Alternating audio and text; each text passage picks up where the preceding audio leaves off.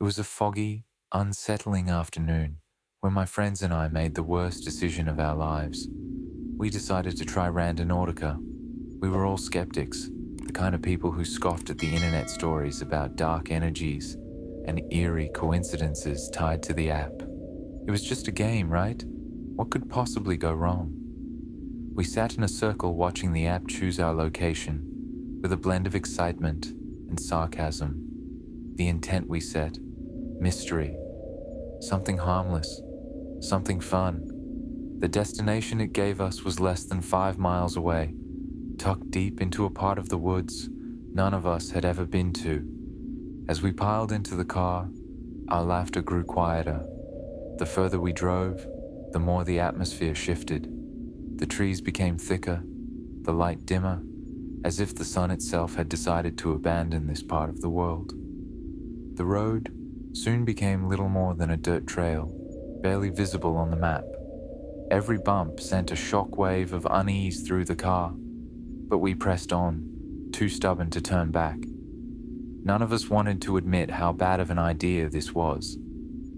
After what felt like an eternity, the trail opened into a clearing. In the middle of that clearing stood a shack, or what was left of one. The red paint was peeling off the walls, curling back in long strips like flayed skin, revealing rotten wood beneath. It looked like something out of a nightmare, a place that should have been swallowed by the earth long ago. My stomach turned, but we parked the car anyway. The silence in the air was thick, oppressive, as if the woods themselves were watching us, waiting. No one wanted to get out of the car, but we had come this far. Curiosity gnawed at us, even as dread slithered through our veins. I glanced at my friends, their faces pale in the dim light. We tried to laugh it off, but it came out weak and hollow. My heart pounded in my chest as we approached the shack, the crunch of leaves under our feet louder than it should have been. Every step felt like a mistake. The door was barely hanging on its rusted hinges. I hesitated before pushing it open, my fingers trembling. The moment the door creaked inward, a wave of stench hit us so hard it was like walking into a wall. It was the smell of decay, thick and rotten, mixed with something metallic. Blood. I gagged but forced myself to step inside. The air was thick, damp, and suffocating. The first thing that caught my eye was the blood, splattered across the walls, dried into dark, cracked streaks. It was like someone had painted the walls with it. My heart raced as I looked around the room. The source of the smell became painfully clear. In the center of the room was a large, splintered wooden table, covered in tools that made my blood run cold. Butcher's tools, rusted, blood-stained, and horrifyingly real. But there were no bodies, no signs of what had happened here, just the remnants of violence. So much blood, more than I could comprehend. My breath quickened, and I could feel the panic rising in my chest, but I forced myself to stay still. Beside me, my friend Jamie moved toward a large, moldy tarp draped over something in the corner. We should have left. We should have run, but she pulled it back. The pile beneath was something out of a nightmare. Severed limbs, arms, legs, fingers, some fresh, still oozing dark, thick blood, others decaying, the flesh rotting off in sickening chunks. Flies buzzed around the pile, feasting on the dead. And the worst part? The limbs weren't from animals. They were human. My stomach twisted into knots as the reality of what we had walked into sank in. A sense of wrongness hung over the place, like the air itself was tainted. My head pounded as I tried to understand what kind of monster could have done this. Then, from the back room, a low, guttural growl echoed. It was deep, vibrating through the walls, through my bones. I froze, my blood turning to ice. The sound wasn't human. We should have run.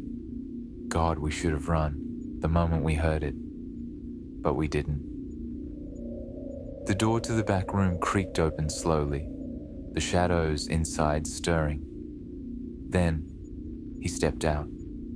He was massive, towering over us, his hulking frame blocking out the fading light. His face was hidden beneath a mask. No, not a mask, a twisted patchwork of human skin, stitched together with wire, covering his face like some grotesque mockery of a person. His eyes, red, bloodshot, gleamed with a madness so raw I could feel it crawling under my skin. In his hand, he held a massive cleaver, the blade crusted with dried blood. I could hear my pulse pounding in my ears, my body screaming at me to move, but I couldn't. Then he charged. The world exploded into chaos. We bolted, crashing through the door, running into the woods like terrified animals. I could hear his footsteps behind us, heavy, relentless, getting closer with every step. My heart felt like it was going to burst out of my chest. In the blur of branches and undergrowth, Jamie stumbled. She hit the ground hard, a scream ripping from her throat as she twisted to look back. I didn't stop. I should have, but I didn't. I kept running, even as her screams tore through the air. The cleaver came down with a sickening crunch that echoed through the trees. Her screams turned to gurgles, then silence. But the footsteps didn't stop. They were still coming. I pushed myself harder, branches clawing at my face, my arms, the pain barely registering. The only thing I could think about was getting to the car. The monster's growls, his footsteps, were right behind me, close enough that I could feel his hot breath on my neck. I don't remember how I made it back to the car. All I remember is throwing myself inside, slamming the door shut, and peeling out of there, the tires kicking up dirt as I sped away. I didn't look back. I couldn't. I don't know how long I drove before I finally stopped. My hands were shaking so badly, I could barely grip the wheel. I was covered in dirt, blood, not mine, Jamie's blood. I never reported what happened. I couldn't. No one would believe me. A week later, they found her body, or what was left of it. She had been dissected like an animal, her limbs missing, her torso flayed open, organs arranged neatly beside her, like some kind of sick display. The police called it a ritualistic killing, but they never found the killer. But I know he's still out there, waiting. We were trying to be edgy, bored, thrill-seeking teenagers looking for a way to scare ourselves stupid. So, we did what all reckless kids do. We downloaded Randonautica and set our intent to fear. It was midnight, the perfect time for a bad idea. We huddled in my car, the glow of our phones casting eerie shadows across our faces as we waited for the app to generate a location. After a few moments, the screen flashed and the coordinates appeared. My stomach twisted when I saw where it wanted to take us, the outskirts of town, to a cemetery that hadn't been visited in decades. The place had a reputation, sure, stories of hauntings, whispers of people who went in but never came out. But we weren't superstitious. At least, that's what we kept telling ourselves. The drive was filled with nervous laughter, the kind that barely hides the fear bubbling beneath the surface. The moon was full, casting long, sinister shadows across the narrow, cracked road as we approached the cemetery gates. The air felt heavy, almost suffocating, as if something unseen was pressing down on us. The wind had died, and all that remained was the sound of gravel crunching under the tires. We parked at the edge of the cemetery, the rusty gates looming ahead, like the gaping maw of a beast waiting to devour us. The old tombstones jutted from the earth like broken teeth, their inscriptions long since worn away by time and neglect. No one came here anymore. That should have been enough to send us back, but we were too far gone, too determined to prove we weren't scared. The app's coordinates led us to a particular grave, a strange one, set apart from the others. The stone was smoother than the rest, almost unnaturally so, with the name weathered into obscurity. What made it worse were the symbols carved into the ground around it. They were jagged, crude markings, their lines twisted and sharp like claws. Scattered around were candles, their wax long since melted into puddles of forgotten rituals.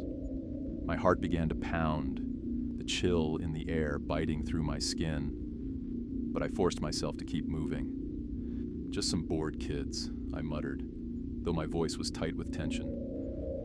"Probably some wannabe Satanists messing around." We all nodded, pretending to believe it, but we couldn't shake the feeling that something was horribly wrong.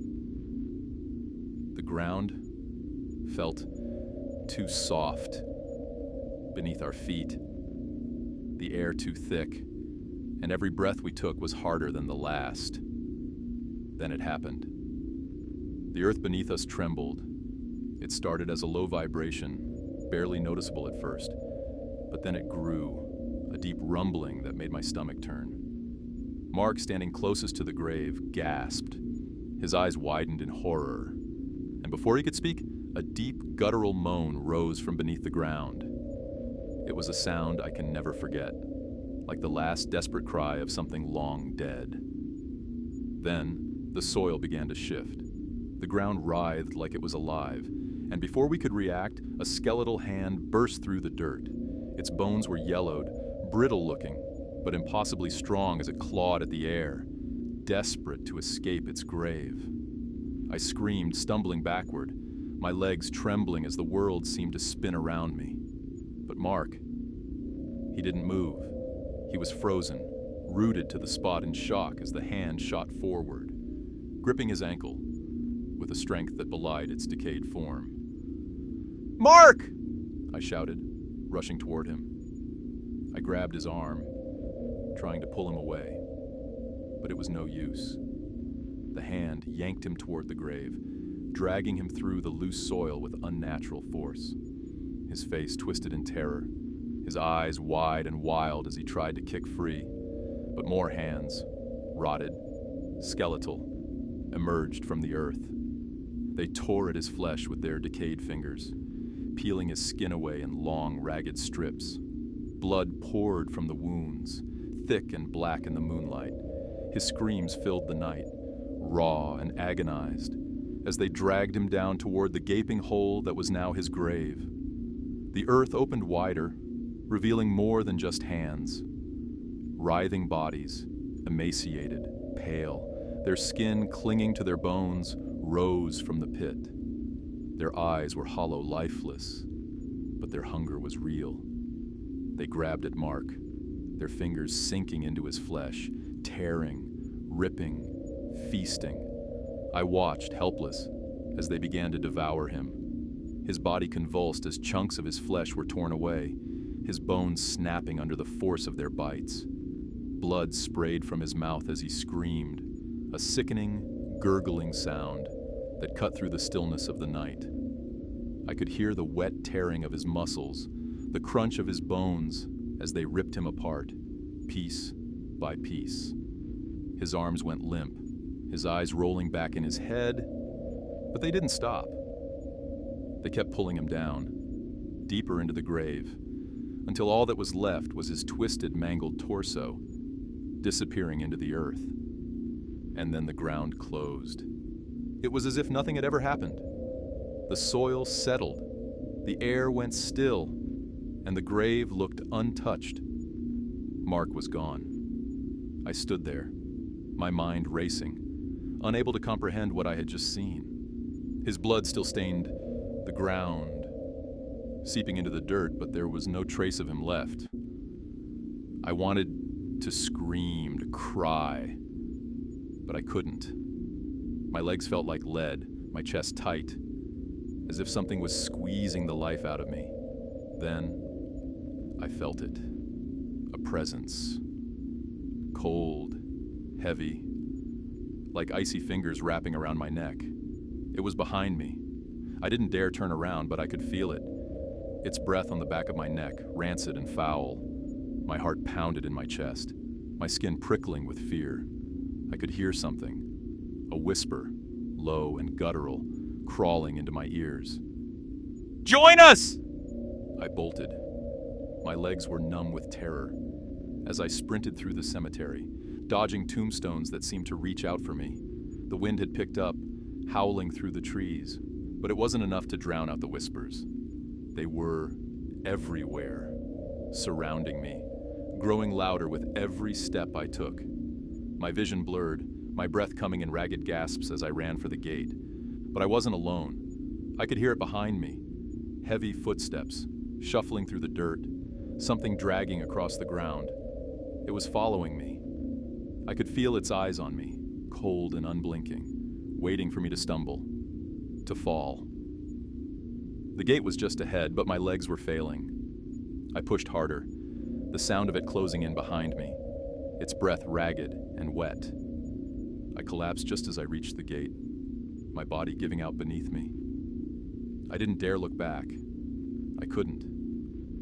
The whispers stopped, and the air went still again. I crawled through the gate, dragging myself back to the car, my entire body trembling. When I finally looked back at the cemetery, it was empty. Mark was never found. The police searched the cemetery the next morning, but the grave was undisturbed. No signs of struggle, no blood, no bodies. It was as if he had never existed. But I know better. I know what I saw. I know that they're still out there, waiting for the next fool to set their intent to fear. I don't visit cemeteries anymore. It started as a fun, innocent idea, using Randonautica to find hidden spots in our town, seeking a thrill in the mundane. We'd done it before, but the places it took us were usually boring. A random park, a dead-end street, an abandoned lot. This time, we decided to up the stakes. We set our intention to secret. What kind of secrets could this app uncover? Maybe we'd find a forgotten spot, or an abandoned house filled with old trinkets. But when the coordinates popped up on the screen, the atmosphere in the car changed. The app was leading us deep into the countryside, far from any place we had been before. We passed fields that seemed to stretch on forever, the occasional patch of woods breaking up the endless horizon. The road narrowed, turning into gravel as it led us further into the unknown. No streetlights, no signs of civilization, just the occasional rustle of leaves as the wind swept through the trees. Eventually, we reached our destination, the ruins of an old mansion. I'd heard about this place. Local legend said it had burned down decades ago with the family still inside. Some said it was haunted, that the souls of those who perished were trapped in the wreckage, doomed to relive their final moments in a twisted loop of terror. But we weren't the kind of people who believed in ghost stories. Or at least, we thought we weren't. The building was nothing but charred stone walls and broken windows, overgrown with vines and moss, barely visible beneath the shadows of towering trees. The roof was long gone, and the floor had crumbled into piles of ash and debris. It was desolate, abandoned, but there was something more to it, something that made my skin crawl the moment we stepped out of the car. The air felt heavy, thick with an energy I couldn't explain, like the atmosphere itself was pressing down on us. We entered through a gaping hole in the wall, the charred remnants of the doorframe framing our way in. As soon as we crossed the threshold, the temperature dropped by at least 10 degrees. The cold air wrapped around me, making it hard to breathe. My friends felt it too. We exchanged uneasy glances but laughed it off. We'd come this far, no turning back now. The inside was worse than the outside. The walls were scorched black, and the floor was littered with debris. But what really unnerved me was the silence. There were no sounds of birds, no wind, no rustling leaves, nothing. Just the sound of our footsteps echoing through the ruins, each one making me feel more exposed, more vulnerable.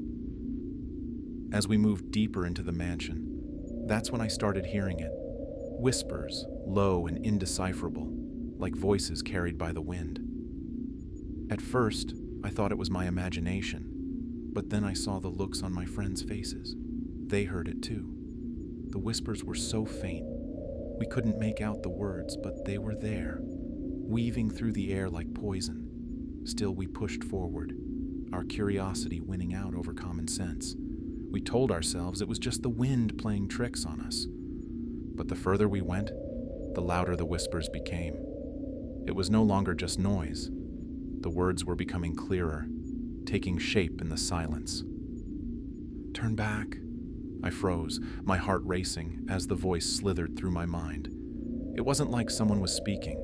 It felt more like the words were being etched directly into my thoughts, branding themselves into my brain.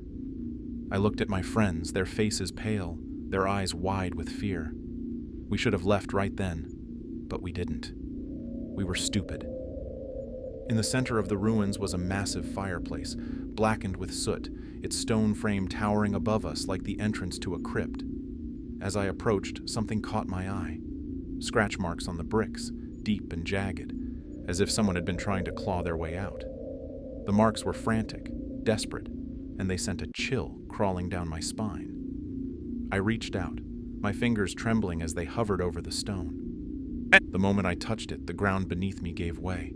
I fell hard, tumbling through darkness, the world spinning around me as I plummeted into the abyss. When I hit the bottom, the impact knocked the wind out of me.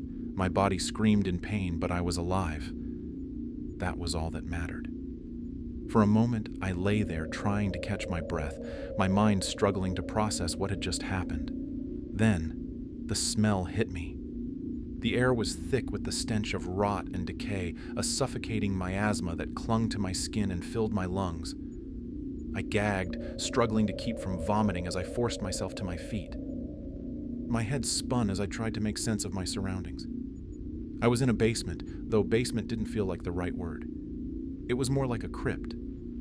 The walls were damp, the stones slick with moisture, and the air was cold, colder than the surface, like the chill of death itself. But that wasn't the worst part. The walls were lined with shelves, and on those shelves were jars, dozens of them, maybe hundreds, each one filled with something horrible. Severed tongues floated in murky liquid, their surfaces bloated and gray. Eyeballs, disembodied and clouded with decay, stared out at me from their glass prisons. Some jars held chunks of flesh, jagged and torn, suspended in formaldehyde. My stomach lurched as I realized what I was looking at. These weren't animals. These were human remains. And then the whispers returned. Louder now, clearer.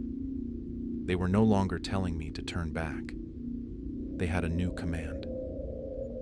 "Join us." My heart pounded in my chest as the words wrapped around me like chains, pulling me deeper into the nightmare. I looked down and saw that I wasn't alone. Bodies, rotting, skeletal, were piled up around me, their skin stretched tight over bones, their eyes sunken into hollow sockets. Their faces were twisted in expressions of eternal agony, their mouths moving in unison with the whispers. Their dead eyes seemed to watch me, follow me, their bony fingers twitching, as if they were waiting for me to join them. I stumbled backward, my legs weak with terror. But as I moved, one of the corpses shifted. Its head turned slowly, impossibly, the creaking of bone filling the air as it locked its milky eyes onto mine. Then it moved. Its hand, skeletal and dripping with decayed flesh, reached out, its fingers curling around my ankle with a grip that sent waves of cold pain shooting through my leg. I screamed, kicking at the hand, but it wouldn't let go. The other bodies stirred, dragging themselves across the floor with sickening slowness, their dead fingers clawing at the dirt as they reached for me. Their voices grew louder, the whispers turning into a cacophony of tortured cries. I kicked harder, my foot connecting with the skull of the corpse gripping my leg, shattering the bone with a sickening crack. But the hand still held on. Desperate, I tore at the fingers, prying them off one by one until I was free. I scrambled to my feet, slipping on the blood-soaked floor as I tried to run. The bodies were coming now, dragging themselves toward me, their bones snapping and cracking with every movement, their mouths gaping open in soundless screams. I ran, my breath coming in ragged gasps as I clawed my way up through the hole I'd fallen into. The whispers followed me, relentless, wrapping around my mind, suffocating me. My fingers dug into the dirt, nails breaking as I pulled myself out of the pit. When I finally reached the surface, I collapsed, gasping for air. My friends were gone. The ruins were silent again, but the coldness remained. I stumbled to my feet and ran, not caring where I was going, just desperate to get as far away from that place as possible. I never told anyone what I saw that night. No one would believe me, but the whispers, they never stopped. Every night when the world is quiet, I can hear them, calling me back, urging me to return. And I know deep down that one day I won't be able to resist.